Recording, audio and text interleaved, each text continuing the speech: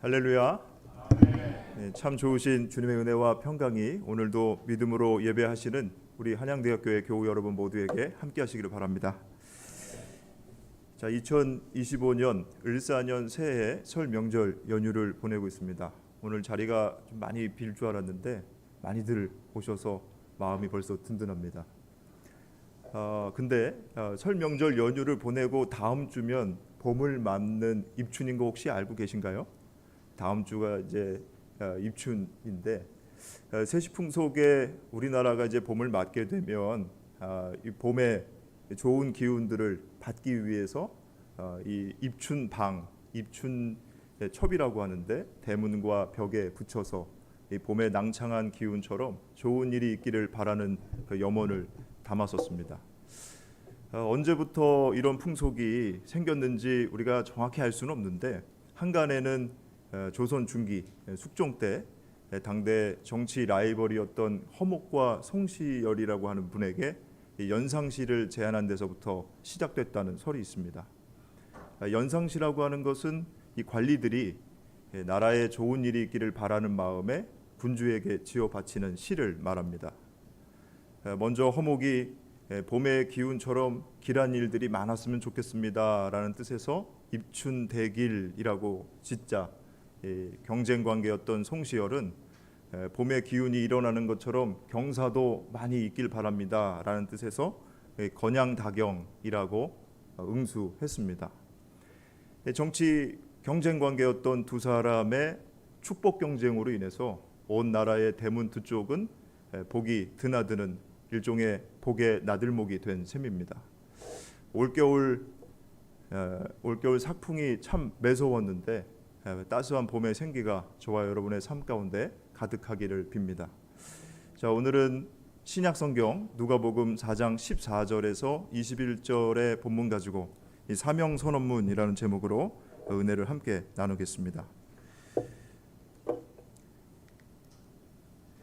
지난 금요일 오후부터 이제 시작된 이 귀성 행렬이 아마 오늘 내일 계속 이어질 전망이라고 합니다.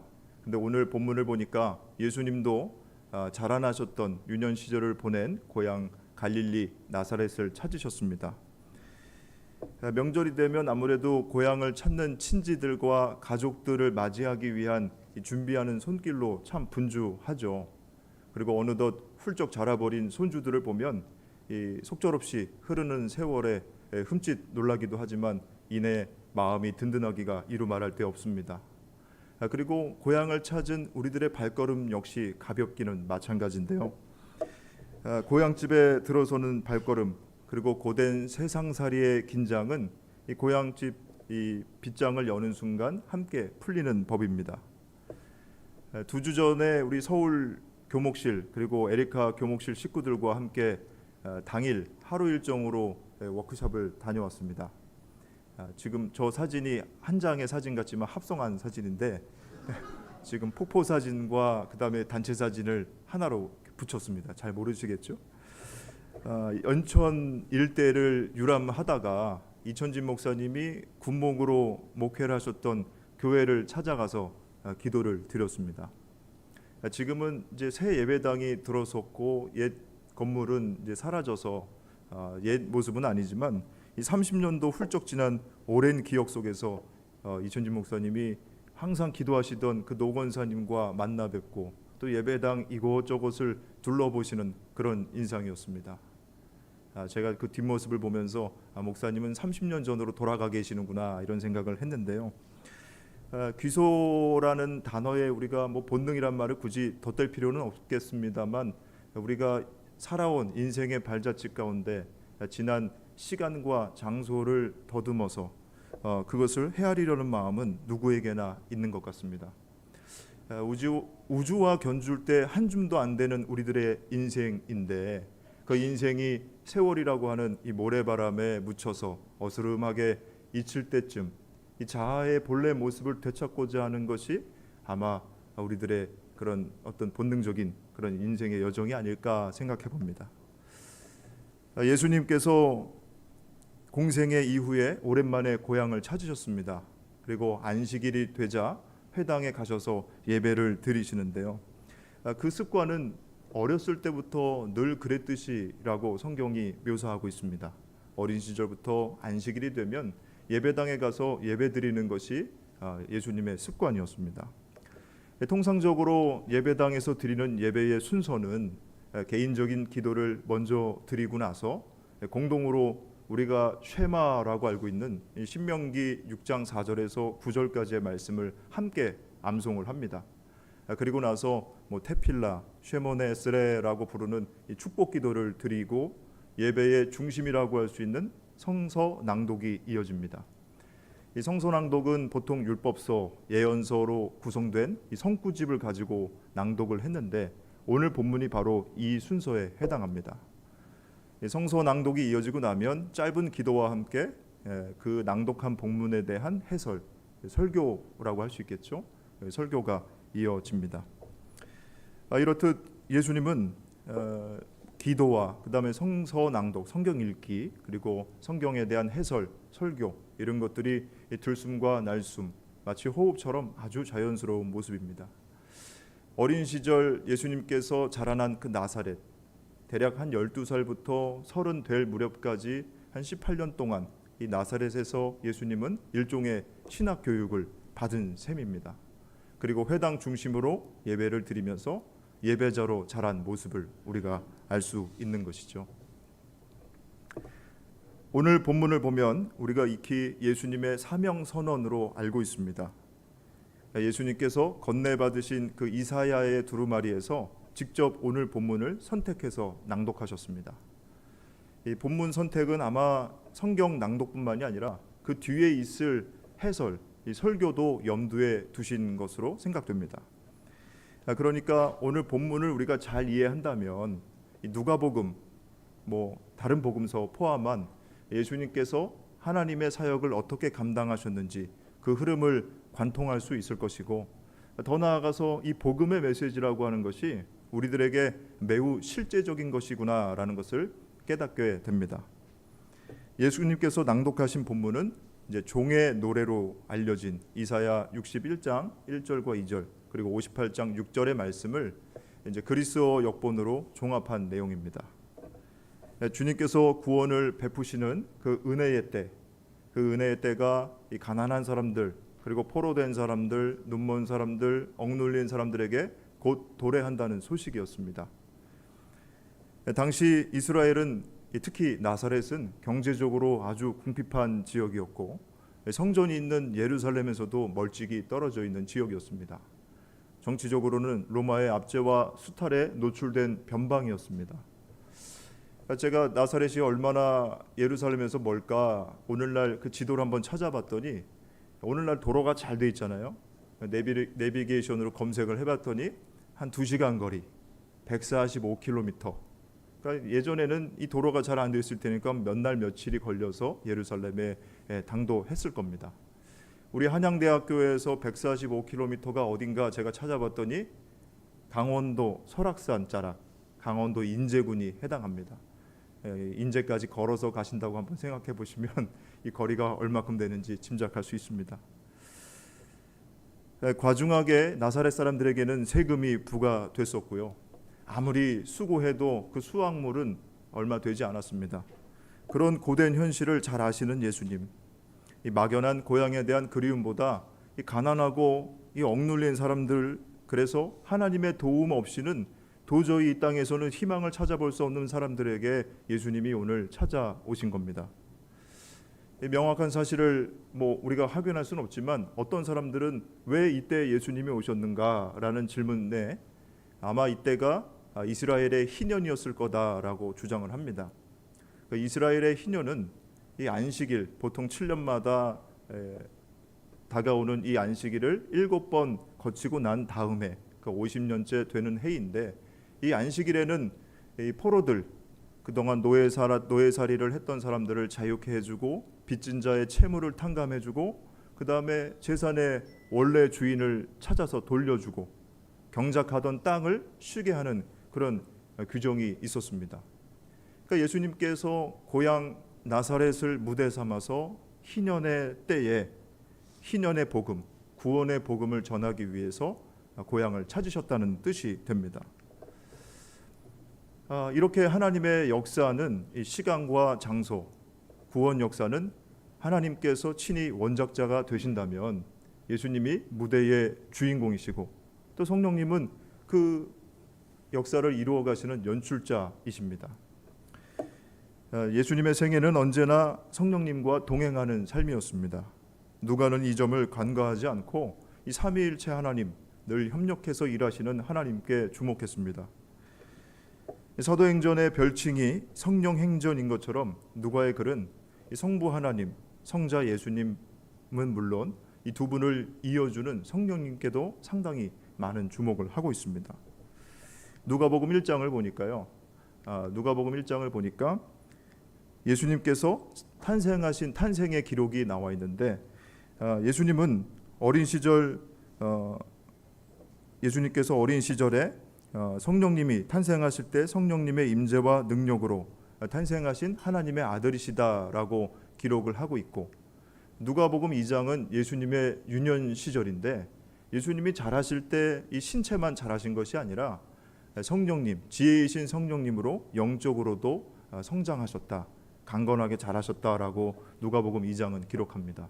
1장은 탄생의 기록, 2장은 예수님의 유년 시절의 기록, 또 3장은 예수님의 성년의 시기, 어른이 되어서 세례를 받으실 때 성령이 하늘의 이 비둘기와 같은 형체로 임재하셨고, 성부 하나님의 음성이 들려와서 성부, 성자, 성령 이 세 하나님이 함께 하시는 장면이 직접적인 증거가 누가복음 3장에 기록되어 있습니다. 또 누가복음 4장을 보니까 예수님이 공생애를 시작하시는데 성령님에 이끌려서 광야로 가신 다음 악마에게 시험 받으시고 이내 그 시험을 이기셨다라고 증거합니다. 늘 예수님의 삶에는 성령님이 동행하시고 줄곧 함께 했다고 누가복음은 기록하고 있습니다. 이렇게 공생애를 시작하신 예수님께서 다시 성령님과 함께 고향을 찾으신 거죠. 오늘 본문은 바로 그 장면입니다. 자신이 자라난 무대를 찾아서 희년의 때에 메시아로서 자신의 정체성을 바로 세우고 확고히 해서 하나님 나라의 구원의 뜻을 전하고자 함이 예수님의 방문 목적이었습니다. 이처럼 예수님이 성령님이 없었다면 자신이 누구인지 또 무슨 일을 해야 하고 어디로 가야 하는지 전혀 알 수 없었을 것입니다. 예수님께서 이사야의 두루마리를 펼쳐 낭독하신 본문은 이 가장 낮고 척박한 땅, 이 나사렛의 고향 갈릴리에 울려 퍼지는 구원의 감격과 기쁨이 넘치는 희망의 노래였습니다. 예수님의 성서 낭독과 설교는 이 현실에 짓눌린 많은 이들에게 위로와 힘이 되었습니다. 이 현실의 무게를 견디지 못하고 또 짓눌린 이 가난한 사람들, 그래서 세상에 예속될 수밖에 없는 포로된 자의 처지이기도 하죠. 이 본문을 해석할 때 어떤 분들은 현실적으로 접근해야 된다고 말씀하고 또 어떤 분들은 영적으로 접근해야 된다고 말씀합니다. 이 양쪽 두 주장이 갑론을박 아주 첨예합니다. 자칫 이 진보와 보수의 진영 논리로 빠져서 쉽게 결론을 내리지 못하는 이유는 이 두 주장 다 틀렸거나 불필요하기 때문이 아닙니다. 오히려 누가는 좀 마태와는 좀 다르게 이 현실적인 접근으로 시작해서 이 영적인 문제를 아우르는 이 중의적인 방식을 채택하고 있습니다.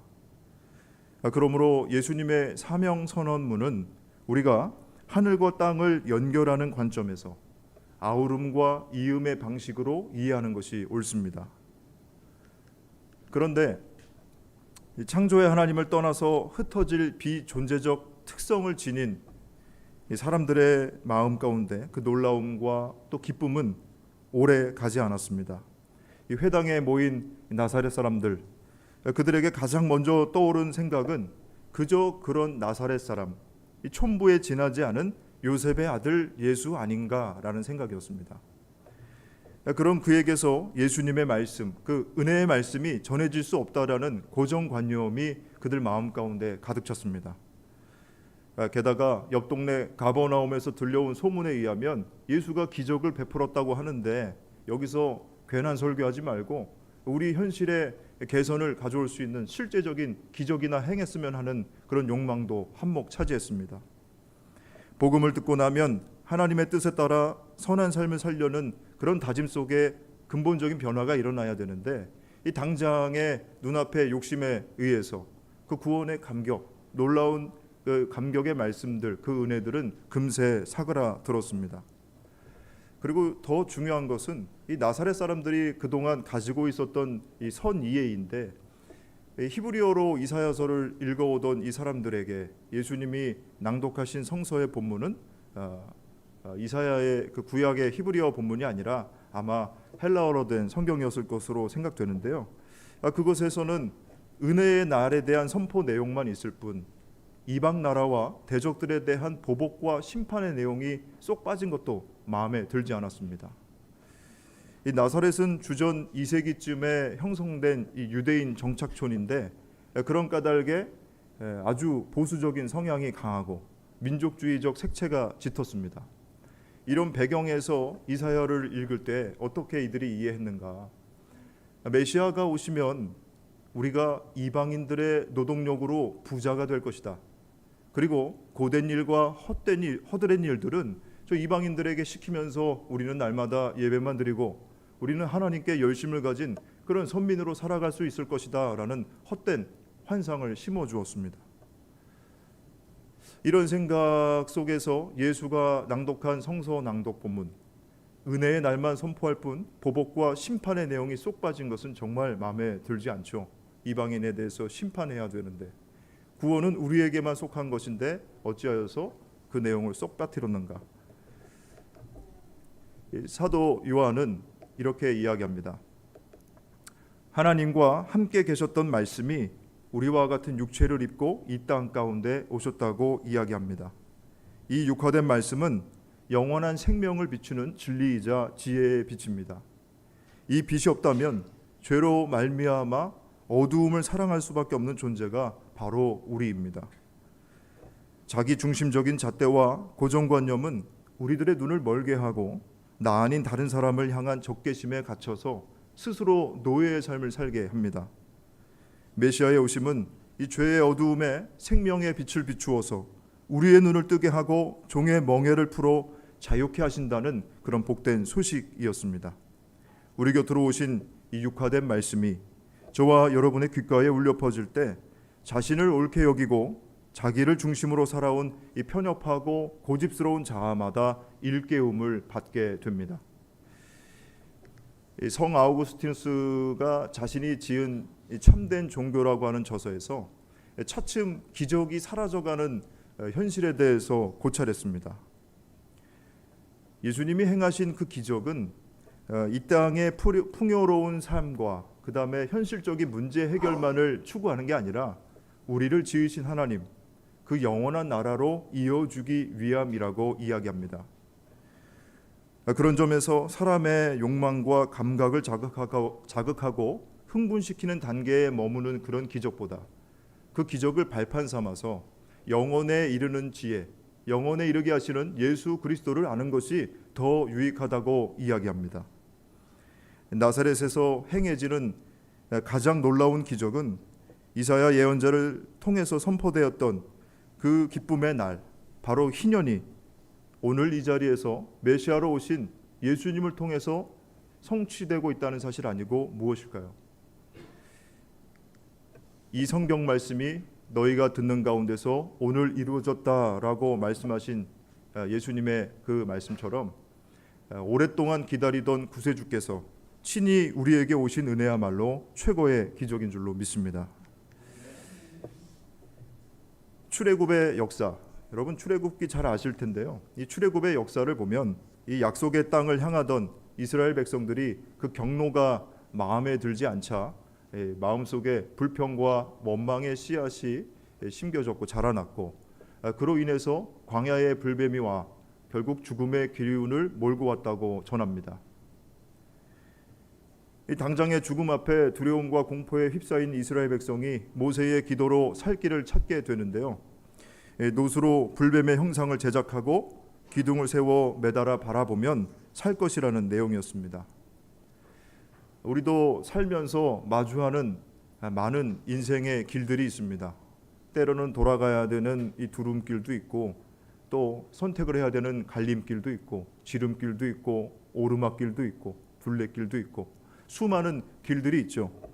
여러 길 위에서 현실적인 문제로 주님의 약속에 대해서 의심이 들고, 또 이웃에 대해서 경계심과 적개심을 품고, 내 마음 내 뜻대로 무슨 일이든 이루려는 고집과 편협함이 우리 마음속에 불같이 일어난다면 광야에 세워진 이 놋뱀처럼 십자가에 달리신 예수님을 바라보며 해독제로 삼아야 합니다.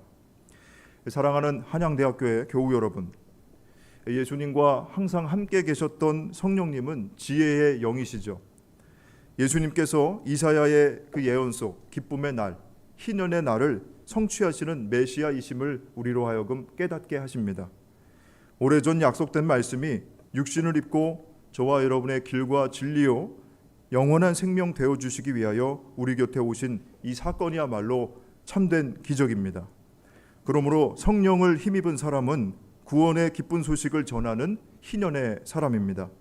가난한 자, 포로된 자, 눈먼 자, 억눌린 자에게 곁을 내어주고 일으켜 세우는 사람이 바로 예수님을 닮은 사람, 희년의 사람입니다. 이와 같은 하늘의 숨은 뜻을 세상은 깨닫지 못해서 미련하다고 말하지만, 성령님은 그 미련한 방법으로 세상을 구원하신 예수님이야말로 참 하나님이시다라고 증언합니다. 예수님께서 땅에 쓰신 글씨는 하늘과 땅을 잇고 나와 너를 우리로 이을 때 만들어지는 그 십자가의 무늬가 아니었을까 생각했습니다. 우리가 선 자리에서 기적처럼 찾아오신 예수님이 저와 여러분의 눈과 귀를 활짝 열어 우리에게도 하나님의 꿈과 하나님의 형상이 깃들어 있다고 선언하신 것처럼 우리 역시 예수님의 사람, 희년의 사람이 되어서 이 땅 가운데 더 이상 불뱀이 활개치고 발붙이는 일이 없도록 믿음 위에 굳게 서야 하겠습니다. 거친 광야와 같은 우리 인생의 우뚝 선 십자가를 바라보며 누군가의 곁이 되어주는 사람, 또 손을 붙잡아 일으켜주는 사람이 되시기를 바랍니다. 우리 주 예수님의 은혜와 평강이 저와 여러분의 삶 속에, 또 우리의 가정과 이 나라 이 민족 위에 함께 하시기를 간절히 빕니다. 기도드리겠습니다. 만물의 시작과 마침이 되시는 주님, 2025년 새해를 열며 이 땅을 구원하시기 위하여 이곳에 찾아오신 예수님의 사랑에 깊이 감사드립니다. 현실에 산적한 여러 가지 어려움과 문제들로 인하여 세상살이에 예속될 수밖에 없고 먹고 사는 문제에 급급하여 세상에 한눈 파는 그런 눈먼 인생이지만, 저희를 긍휼히 여기시고 지혜의 빛으로 그런 저희를 일깨워 주시니 다시 한번 감사를 드립니다. 예수님이 아니시면 죽음의 땅으로 향할 수밖에 없는 어리석은 저희에게 날마다 성령님께서 감화 감동을 주셔서 선한 삶을 살게 하여 주옵소서. 거친 광야에서 악마에게 시험을 받으셔도 늘 말씀 위에 굳게 서신 주님처럼 저희 역시 말씀에 등불을 켜서 하늘을 향한 순례길에 실족하는 일 없도록 성령님 친히 동행해 주옵소서. 예수님의 이름으로 기도드립니다. 아멘.